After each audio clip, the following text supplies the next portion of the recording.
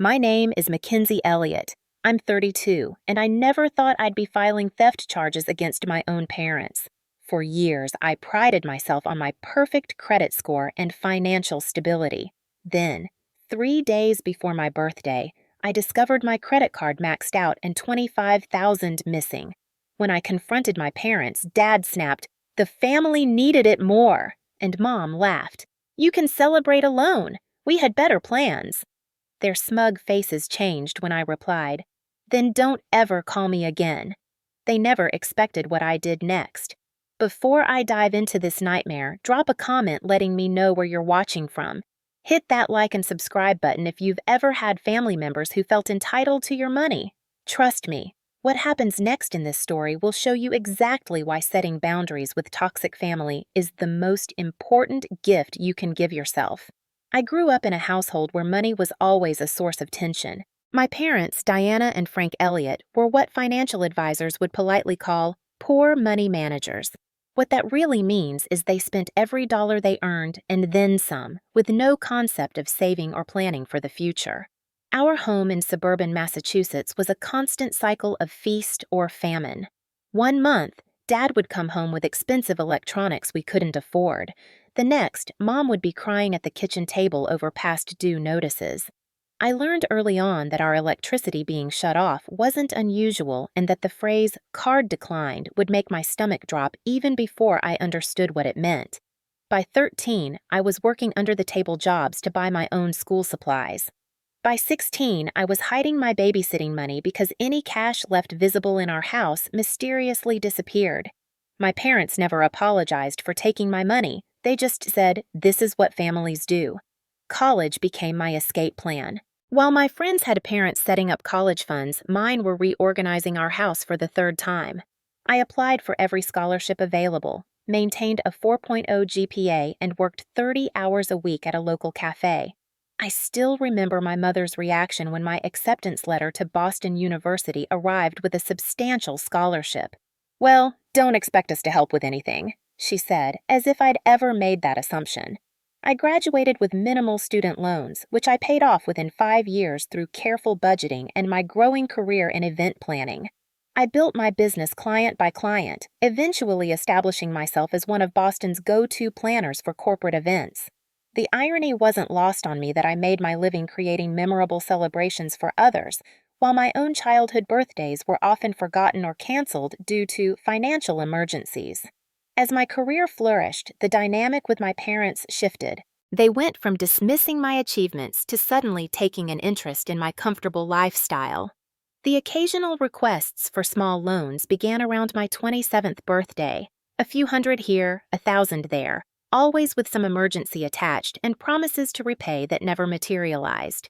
"Just until payday," Dad would say. "We'd do the same for you," Mom would add, conveniently forgetting they never had. I started setting boundaries after lending them $3,000 for essential home repairs, only to see Facebook photos of them at a luxury casino resort the following weekend. When confronted, they accused me of keeping score and being selfish with family. 2 years ago, after much therapy and boundary-setting work, I established clear financial separations. I would help with true emergencies only and no more direct cash transfers. I even added my credit card to their phones for absolute emergencies only, medical situations, car breakdowns in dangerous areas, with explicit instructions to call me first. My therapist warned me that this was still leaving the door open for potential abuse, but I couldn't imagine my parents would risk our fragile relationship for money. I needed to believe they had some line they wouldn't cross. My 32nd birthday was approaching, and for once, I decided to really celebrate my achievements. I planned a weekend trip to Nantucket with my closest friends, people who supported me through building my business and setting healthy boundaries, people who celebrated my successes instead of diminishing them. I'd been saving specifically for this trip, excited to create the kind of birthday memory I'd never had growing up. I had no idea that my parents had been watching my social media posts about the upcoming celebration, calculating exactly how much they could take from me while I was distracted with planning. I had no idea they saw my happiness as a resource to exploit rather than share. I didn't realize they were capable of stealing from their own daughter. The discovery happened on a Tuesday afternoon. I was finalizing reservations for my birthday weekend, confirming the oceanfront rental, and booking a private chef for Saturday night. I reached for my premium rewards credit card, the one I'd worked so hard to qualify for, and logged into the account to check my available credit before making the final deposits. The screen loaded and my heart stopped. Available credit, $0. Current balance, $25,000. I blinked hard, refreshed the page, and stared in disbelief. This had to be a mistake. I scrolled frantically through the recent transactions, my hands shaking so badly I could barely hold my phone. Nordstrom, $3,246.78. Best Buy, $4,189.53. Bass Pro Shops, $2,875.22 to Ticketmaster, $1,698.50. Marriott Hotels, $4,782.90. Apple Store, $3,899.99. 3 restaurant charges totaling over $1,000, and dozens of smaller purchases, all made in the past week. None of these were mine. I immediately called the credit card company, my voice trembling as I reported unauthorized charges. The customer service representative asked for details. "Have you lost your physical card, Miss Elliott?" "No, it's right here in my wallet." "I see these charges were made with the physical card, not online transactions." "That's impossible. My card is right here." Then the representative said something that made my blood run cold. "The purchases were made at locations in Springfield. Our records show you have an additional card on this account registered to a Diana Elliott. Would that be correct?" My emergency card, the one I'd added to my mother's phone's digital wallet 2 years ago. "Can you tell me when these charges started?" I asked, already suspecting the answer. "The first charge appears to be from Bass Pro Shops last Thursday, followed by last Thursday, the day after I'd posted about my birthday trip plans on Instagram, mentioning the budget I'd saved and how excited I was to finally treat myself. I hung up after disputing the charges and immediately checked social media. My mother had been unusually active. There she was, showing off a new designer purse, with the Nordstrom bag visible in the background. Another post showed my father with high-end fishing gear outside Bass Pro Shops, grinning like he'd won the lottery. And the final confirmation, a smiling selfie of them both captioned, "Surprise vacation booked!" Sometimes you just need to treat yourself. They had treated themselves with my money, with the money for my first real birthday celebration. I felt physically ill. The room spun as I tried to process this level of betrayal. This wasn't just about the money. It was the calculated nature of it. They'd seen my happiness and decided to steal it. I tried calling them repeatedly. No answer. Texts went unread. They were deliberately avoiding me. That night, I couldn't sleep. Every time I closed my eyes, I saw the transaction list scrolling endlessly. $25,000. Money I'd worked hard for, saved carefully, built my credit score for. My hands shook as I made tea at 3 a.m., trying to calm myself enough to think clearly. By morning, my shock had hardened into something else. Determination. This wasn't a misunderstanding. It wasn't a one-time mistake. This was theft, pure and simple, from the people who were supposed to protect me, not prey on me. I took the day off work, something I rarely did. I couldn't focus on planning other people's celebrations when my own had been so deliberately destroyed. Instead, I meticulously documented everything. Screenshots of the transactions, their social media posts flaunting their purchases, our text history showing they were ignoring me. Around noon, my phone buzzed with a text from my mother. "Enjoying your special pre-birthday week? Can't wait to hear about your trip." The audacity was breathtaking. They were pretending nothing had happened, perhaps hoping I wouldn't check my credit card until after my birthday weekend. By then, they probably planned to have some excuse ready, some family emergency that forced them to use my card.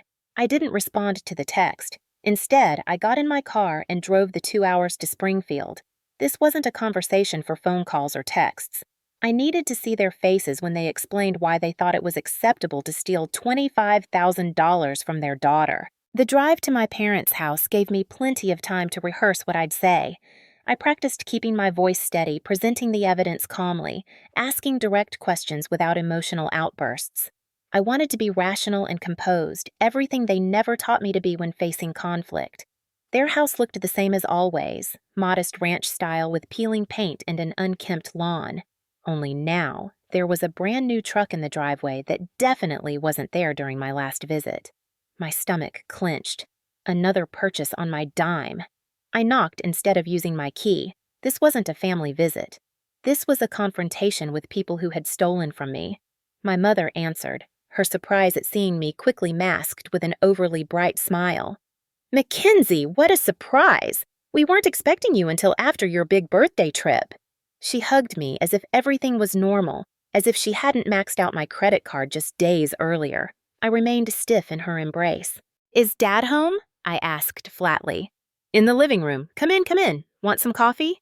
The casual normality was surreal. I followed her into the living room where my father sat watching a sports game on a television that looked suspiciously larger than the one they'd had during my last visit. "Look who stopped by," my mother announced cheerfully. Dad glanced up. "Hey, kiddo, what brings you all the way out here? Thought you'd be busy with birthday planning." I remained standing despite Mom gesturing toward the couch. I took a deep breath and pulled out my phone. "I am here about my birthday, actually. Specifically about how I discovered my credit card is maxed out with $25,000 in charges I didn't make." The room went silent. My mother's smile faltered but didn't completely disappear. My father's expression hardened almost imperceptibly. "I spoke with the credit card company," I continued, my voice steady despite my racing heart. "All charges were made on the emergency card I added to Mom's phone, for emergencies only." My mother laughed nervously. "Oh, that! I was going to tell you about that. There was a misunderstanding with the digital wallet thing. I thought I was using our card. For Nordstrom purchases, for concert tickets, for a hotel reservation?" I scrolled through screenshots on my phone. "And I suppose Dad also accidentally used the wrong card at Bass Pro Shops and for the down payment on that new truck outside?" My father shifted in his recliner, his jaw tightening. "Look, we were going to sort it out. It's not like we weren't going to tell you." "When? After you'd spent even more? After my birthday had passed and the trip I've been saving for was ruined?" My mother's fake smile finally dropped. "Don't be so dramatic, Mackenzie. It's just money. We needed a few things." $25,000 worth of things? That you needed more than I needed my own savings, more than I needed to celebrate my birthday? "About that," my father interjected, sitting forward. "We were thinking your trip seems a bit excessive. All that money for just a weekend? That's irresponsible." The audacity left me momentarily speechless. They had stolen from me and were now lecturing me about financial responsibility. "You stole from me," I said, my voice quieter now, which somehow made the words land harder. "You committed credit card fraud.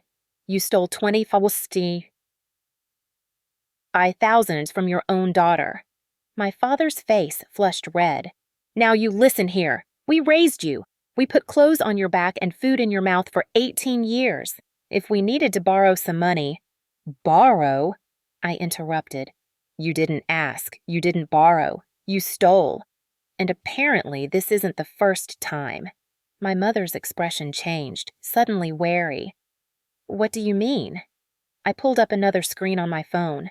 The credit card company sent me a complete transaction history. There have been smaller charges over the past year. Hundreds here, 1,000 there. I always assumed those were my purchases since they were in local stores I shop at. But they weren't, were they? "You've been stealing smaller amounts all along, hoping I wouldn't notice." Their silence confirmed it. I felt sick all over again. "Why?" I asked. "Why would you do this to me? I've helped you when you needed it. I've given you money when you asked. Why steal from me?" My father stood up abruptly, his face now deep crimson. "The family needed it more," he snapped, voice rising. "Your mother and I have been struggling while you're off planning fancy parties and taking luxury trips. What kind of daughter flaunts her money while her parents can barely make ends meet? I earned that money, I replied, fighting to keep my voice steady. Every dollar. I worked for it. I saved for it. It's mine to spend how I choose. My mother laughed then, a cold sound I'd heard many times growing up, usually when dismissing my achievements or boundaries. You can celebrate alone. We had better plans, she said with a wave of her hand, showcasing a new manicure that had undoubtedly been charged to my card. That trip was selfish anyway. Family comes first, Mackenzie. We raised you better than that. In that moment, I saw them clearly, for perhaps the first time in my life. Not as the parents who had failed me but tried their best, the narrative I'd clung to through years of therapy, but as people who genuinely believed they were entitled to everything I had, people who saw my success not as something to celebrate but as a resource to exploit, people who would never change. A strange calm washed over me. I straightened my shoulders and looked them both in the eye. "Then don't ever call me again," I said quietly. They both stared at me, momentarily stunned by my tone. "Don't be ridiculous," my mother finally said. "You're overreacting. It's just money. We're family." "Not anymore," I replied, turning toward the door. "I've disputed the charges as fraud. The credit card company has opened an investigation. They have the evidence, including your social media posts showing off your purchases." My father stepped toward me, his expression suddenly anxious. "Now wait a minute, Mackenzie. Let's not be hasty. We can work something out." "There's nothing to work out," I said, my hand on the doorknob. "You stole from me. You betrayed me. And you're not even sorry." "Of course we're sorry you're upset," my mother said quickly. "We should have talked to you first." "But you're not sorry you did it," I finished for her. "You're only sorry you got caught." I walked out, ignoring their calls behind me. In my car, hands shaking on the steering wheel, I realized I felt something unexpected. Relief. The constant anxiety of waiting for their next crisis, their next demand, their next manipulation, it was over. I was finally free of the obligation I'd felt toward people who had never felt the same toward me. On the drive home, my phone lit up with texts and calls from both of them, cycling through their usual tactics: anger, guilt, minimization, fake apologies. I ignored them all. I needed to focus on what came next. Back in my apartment that evening, I turned off my phone and sat at my dining table with a glass of wine, surrounded by financial documents I'd pulled from my files. The reality of my situation was starting to sink in. This wasn't just about the credit card fraud. There were deeper financial entanglements I'd allowed to persist over the years, trying to help my parents achieve stability. I'd co-signed for their mortgage refinance after they fell behind on payments. I'd co-signed for my father's truck loan when his credit wasn't good enough. I'd set up automatic payments from my account for their cell phone bill, internet service, and even their monthly streaming subscriptions, all with the hope that relieving these financial pressures would help them become more responsible. Instead, they'd taken my support as permission to spend even more recklessly. I thought about what my therapist, Dr. Abrams, had said during our last session. Sometimes the most compassionate thing you can do for someone is to stop protecting them from the consequences of their actions. At the time, I wasn't ready to hear it. I'd held on to the belief that I could somehow fix my parents' financial behavior if I just found the right approach, the right boundaries, the right combination of help and firmness. Now, I realized how naive that was. As I reviewed the documents, memories flooded back. My 12th birthday canceled because they'd spent the money on a new entertainment system. My high school graduation dinner where they'd left me with a check because they'd forgotten their credit cards. The time my car needed repairs during college and they told me I was selfish for not taking the bus, so they could use my emergency fund for a weekend getaway. It wasn't just this credit card theft, it was a lifetime of financial abuse disguised as family dynamics. I picked up a framed photo from my bookshelf. Me at my college graduation, standing between my parents, their proud smiles at odds with the comments they'd made earlier that day about how my scholarship must not have been that hard to get and how I shouldn't get too comfortable with academic success. "Why have I kept trying?" I asked the empty room, tears finally spilling over. Because they were my parents. Because I'd been conditioned to believe their approval was something I needed to earn over and over without ever quite succeeding. Because some part of me still hoped that one day they would be proud of me simply for who I was, not for what they could get from me. But that day wasn't coming. They had shown me exactly who they were, not just with this theft, but throughout my life. They would take and take until there was nothing left and still believe they were entitled to more. I wiped my tears and pulled out a notebook. It was time to make a plan, not from emotion, but from clarity. I started listing every financial connection between us. 1. Mortgage cosigner. 2. Truck loan cosigner. 3. Cell phone plan. Internet bill automatic payment. 5. Streaming services. 6. Emergency credit card access.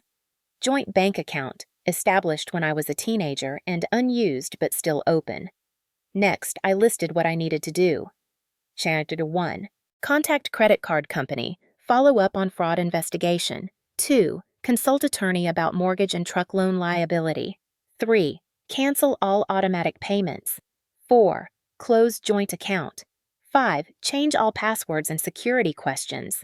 6. Set up credit monitoring service. 7. File police report for credit card theft. My hand trembled as I wrote the last item. Filing a police report against my own parents felt extreme, even now. But as Dr. Abrams often reminded me, my normal meter had been calibrated in an abnormal environment. What felt extreme to me was actually appropriate self-protection against a serious crime. I checked the time. Nearly midnight. Most of these actions would have to wait until morning, but there were a few things I could do immediately. I reopened my laptop and began systematically changing passwords on all my accounts, removing payment information from any site where it was stored, and canceling the automatic payments I'd set up for their bills. For each action I took, I felt a strange mixture of guilt and liberation. The guilt was an old, familiar feeling, the voice in my head that said I was being selfish, that family helps family, that I should forgive because they were my parents. But the liberation was new and powerful, the knowledge that I was finally protecting myself, honoring my worth, refusing to be victimized any longer. By 2:00 a.m., I'd done everything I could for the night. I checked my phone one last time before bed. 17 missed calls and 32 text messages. I scrolled through them quickly. You're overreacting. We need to talk about this like adults. After everything we've done for you, you'll regret this when you calm down. Family doesn't abandon family. Not a single genuine apology, not a hint of true remorse, just manipulation, guilt-tripping, and attempts to minimize what they'd done. I turned off my phone completely and went to bed, more certain than ever about the path forward. Tomorrow would be difficult but necessary. I was taking back control of my life, my finances, and my future. And ironically, it was the best birthday gift I could give myself. I woke up early the next morning with a clarity and purpose I hadn't felt in years. This wasn't about revenge in the traditional sense. I didn't want to hurt my parents or make them suffer. I just wanted to protect myself and establish consequences for their actions. If they experienced hardship as a result, it would be the natural outcome of their own choices, not my intention. First, I called my bank and scheduled an appointment with their fraud department. The representative was sympathetic but professional as I explained the situation. Unfortunately, we see this type of family financial exploitation more often than you might think, she said. We'll need you to come in and sign some paperwork, but we can freeze the joint account immediately. Next, I called the credit card company for an update on the fraud investigation. They confirmed they were proceeding based on my dispute and the evidence I'd provided. The representative explained that criminal fraud involving family members was complicated, but they had clear protocols. We've already reversed the charges temporarily while we investigate, she explained. You won't be responsible for the fraudulent charges once our investigation concludes. I felt a weight lift from my shoulders. At least my birthday trip wasn't completely ruined financially, though the emotional damage remained. My most difficult call was to an attorney who specialized in financial law. I'd found her through a recommendation from a client who had gone through a similar situation with an ex-spouse. When I explained my situation, she immediately recognized the seriousness. You need to address the mortgage and vehicle loan immediately, she advised. As a cosigner, you're legally responsible for those payments if they default, which seems likely given their pattern of behavior. She outlined my options, none of them simple. For the mortgage, I could petition to be removed as a cosigner, but it would require my parents' cooperation or a court order. Given their response so far, cooperation seemed unlikely. For the truck loan, you can notify the lender of the fraud situation, she continued. While it won't immediately remove you as co-signer, it creates a paper trail that can help if you need to take legal action later. We scheduled a formal consultation for the following day, and I hung up feeling overwhelmed but determined. This would be a marathon, not a sprint. My next stop was the police station. I'd been dreading this moment, but I couldn't put it off any longer. The officer who took my report was matter of fact, which helped me maintain my composure. Credit card fraud is a serious offense, he explained as I signed the formal complaint.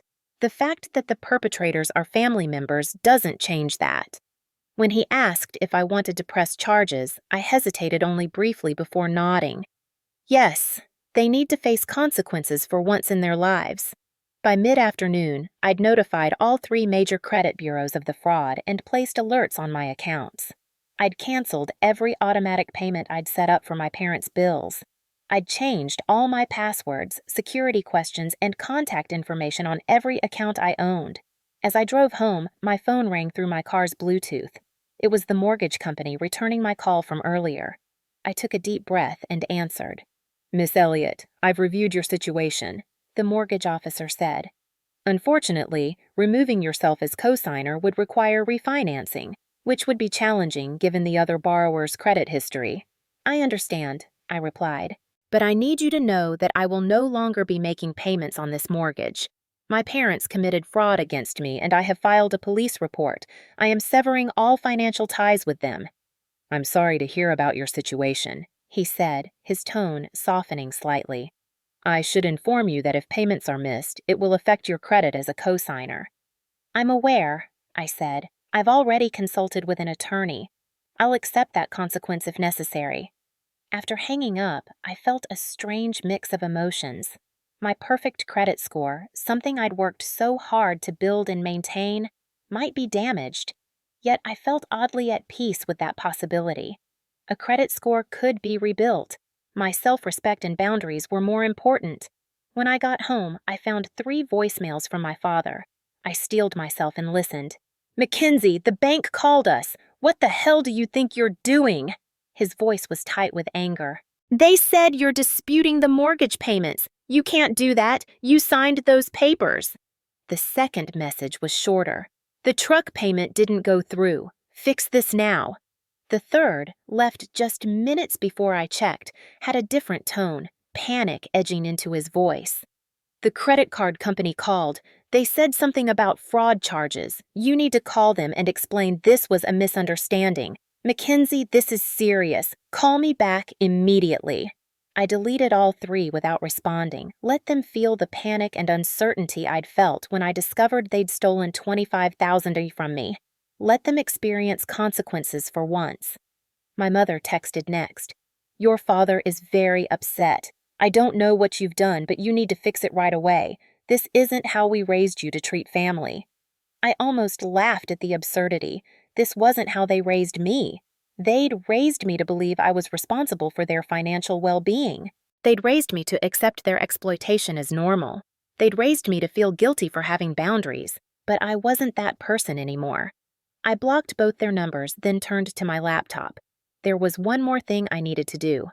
I opened my email and composed a message to my entire extended family. Aunts, uncles, cousins, people I rarely spoke to but who would inevitably be drawn into this situation when my parents started seeking sympathy and financial support. Dear family, I wrote, I want to inform you of a situation before you hear a distorted version. My parents have committed credit card fraud against me, stealing $25,000. I have filed a police report and am severing all financial ties with them. I understand they may reach out to you for help or to vilify me. You are free to form your own opinions, but these are the facts. I am taking necessary steps to protect myself after years of financial exploitation. I hope you can respect my decision. I hesitated before hitting send, knowing this would burn bridges beyond just my parents. But I also knew my parents would spin a story that made them the victims and me the villain. At least this way, the truth would be out there. I hit send, then closed my laptop. The sun was setting outside my window. Tomorrow would be my birthday, not the celebration I had planned, but perhaps something more significant. The first day of a new chapter in my life, one where I valued myself enough to enforce consequences, even when it was painful. That night, I changed my social media profiles to private and ordered takeout from my favorite restaurant. As I ate dinner alone in my quiet apartment, I realized I felt lighter than I had in years. The chains of obligation and guilt that had bound me to my parents' financial chaos were broken. This wasn't the revenge fantasy some might have imagined. I hadn't destroyed their lives or sought to cause them pain. I had simply stopped protecting them from reality, stopped being their safety net, stopped sacrificing my well-being for people who saw me as nothing more than a resource to exploit. And that, I realized, was the most powerful response of all. The morning of my 32nd birthday dawned bright and clear. I woke to the sound of my phone buzzing with birthday wishes from friends, real friends who celebrated my successes without expecting to profit from them. For a moment, I lay there, letting the contrast sink in. The genuine warmth of these messages versus the calculated manipulation I'd grown up with. I'd canceled the Nantucket trip. It didn't feel right to celebrate while in the midst of such upheaval. But my friends had other plans.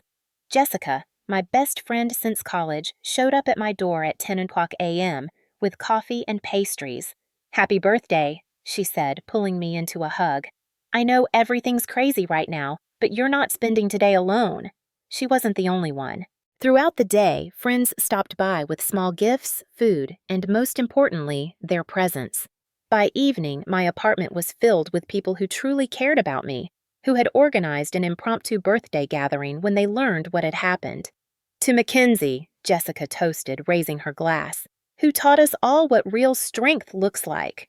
Amid the celebration, my phone continued to blow up with notifications. I'd unblocked my parents' numbers that morning, curious to see their response when they realized the full extent of what I'd done.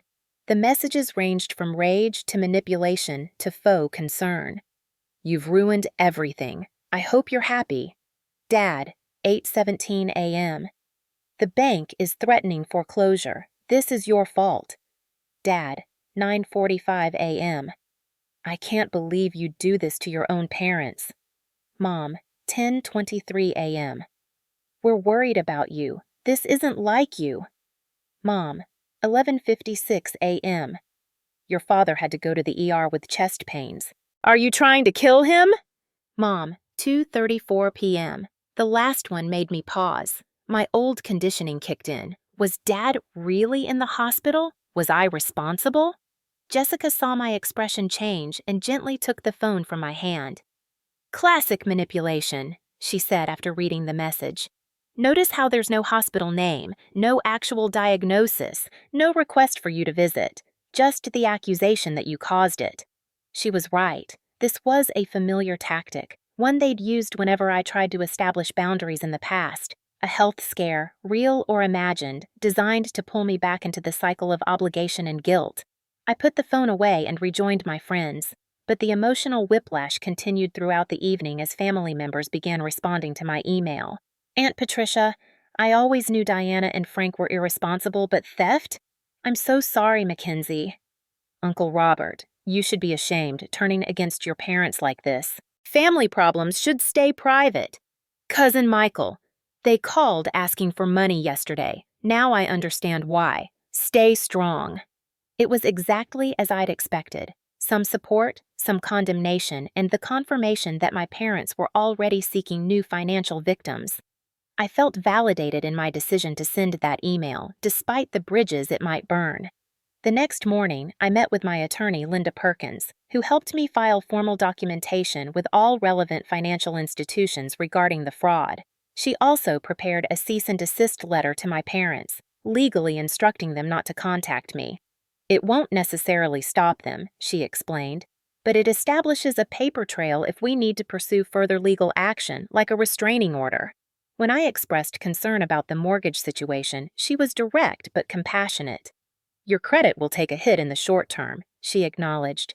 But we can work with the credit bureaus to include explanatory statements on your report. And remember, this is temporary. You can rebuild your credit. You can't rebuild your life if you remain financially entangled with people who exploit you. The credit card company completed their investigation within a week, formally confirming the charges as fraudulent and removing them permanently from my account. They also provided documentation for the police investigation, which was proceeding slowly but steadily. My parents received a formal notice from the police department regarding the fraud charges. Their response was a barrage of voicemails, alternating between threats and tearful pleas. You can't possibly testify against your own parents. No judge would side with you. We raised you. We gave you everything. How can you do this to us? If you drop this now, we can forget it ever happened and be a family again. Each message reinforced that I'd made the right decision. Not once did they acknowledge what they'd done or express genuine remorse. It was always about them, their needs, their feelings, their convenience. The flying monkeys arrived next, family, friends, and distant relatives who suddenly felt compelled to help reconcile the situation. Your parents made a mistake, but they love you, said Mrs. Landry, my mother's friend from church. You need to forgive them. That's what family does. They're not perfect, but who is? Said my father's cousin Greg. Don't throw away your relationship over money.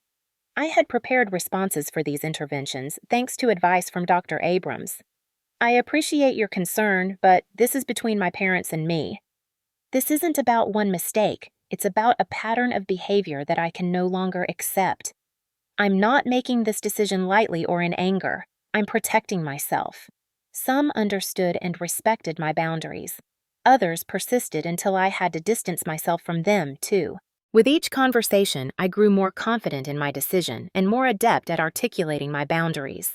3 weeks after my birthday, I received an unexpected call from Detective Wilson, who was handling my case. Miss Elliott, I wanted to update you personally. We've completed our investigation and will be formally charging your parents with credit card fraud and identity theft. My heart raced. What happens next? They'll be served with summons to appear in court. Given the amount involved and the clear evidence, the prosecutor believes this case is solid. However, I should prepare you. First-time offenders in these cases often receive probation rather than jail time, especially when they're older. I assured him I understood. This isn't about revenge or punishment. It's about accountability and consequences. After hanging up, I sat quietly, processing this development. My parents would have criminal charges on their record. They would face a judge and be forced to acknowledge what they'd done, not just to me, but to the legal system. No manipulation or guilt-tripping would erase that reality. That evening, I received a letter in the mail, handwritten from my mother. I almost threw it away unopened, but curiosity won out. Dearest Mackenzie, it began, her handwriting shakier than I remembered. We've been informed of the charges against us. I don't understand how you could do this to the people who gave you life. Your father barely sleeps. Our neighbors look at us differently. Is this what you wanted, to destroy our lives over a simple misunderstanding? We only borrowed the money. We would have paid it back eventually. That's what family does. They help each other without keeping score. I pray you'll come to your senses before it's too late to repair the damage you're causing. Not once in the 3-page letter did she acknowledge their theft or express remorse. It was all about their suffering, their embarrassment, their inconvenience. The word borrowed particularly stood out, as if taking $25,000 without permission could ever be considered borrowing.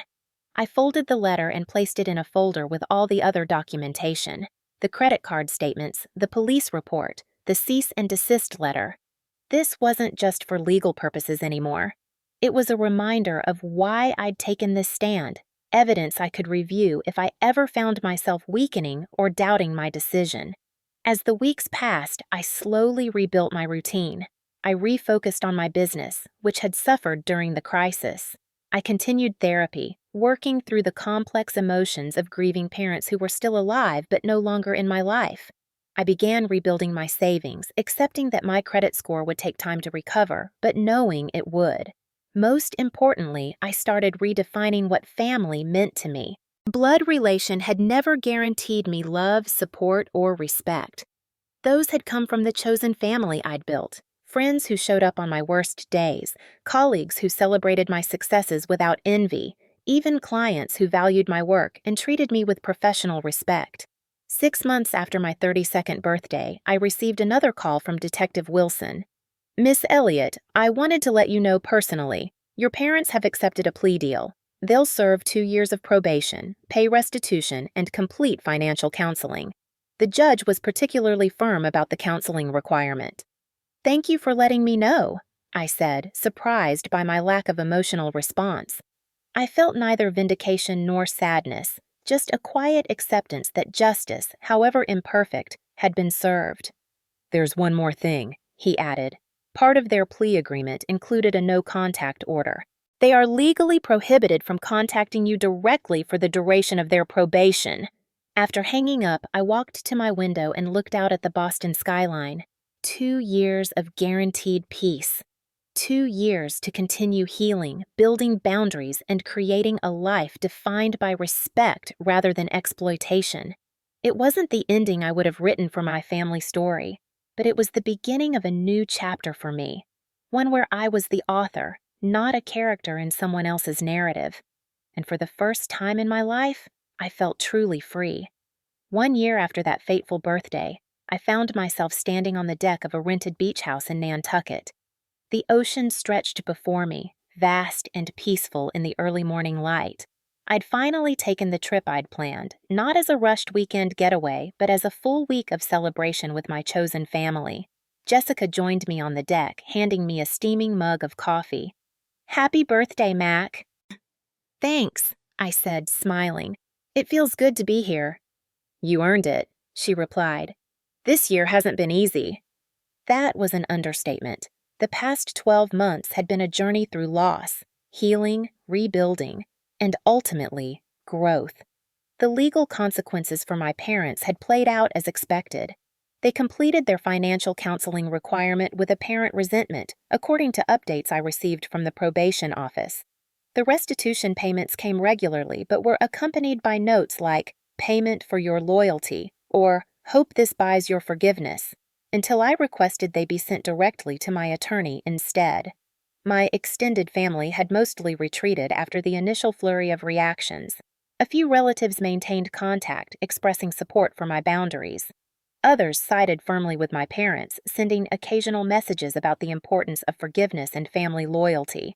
I responded politely but firmly to these, explaining that forgiveness was my personal journey and didn't require reconciliation or continued contact. My credit score had taken the hit my attorney predicted when my parents defaulted on their mortgage. However, with her help, I'd successfully petitioned to have explanatory notes added to my credit report detailing the circumstances. I'd also worked diligently to strengthen other aspects of my financial profile, and the damage was gradually healing. Professionally, I'd turned my experience into an unexpected opportunity. After sharing my story at a women's business luncheon, I was approached about developing financial empowerment workshops for young adults. These sessions focused on establishing healthy financial boundaries, recognizing financial abuse, and building security independently. What began as a side project was now becoming a significant part of my business model. Most importantly, I'd done the internal work necessary to process my parents' betrayal and my decision to cut ties with them. Dr. Abrams had guided me through the complex grief of family estrangement, the mourning not just for what I'd lost, but for what I'd never had in the first place. Parents who prioritized my well-being over their desires. "The beach house rental is ready whenever you are," Jessica said, interrupting my thoughts. "Everyone should be arriving by noon." I nodded, taking another sip of coffee. "I still can't believe you organized all this." She shrugged, smiling. "That's what real family does." Real family. The phrase resonated deeply. Over the past year, I'd redefined that concept entirely.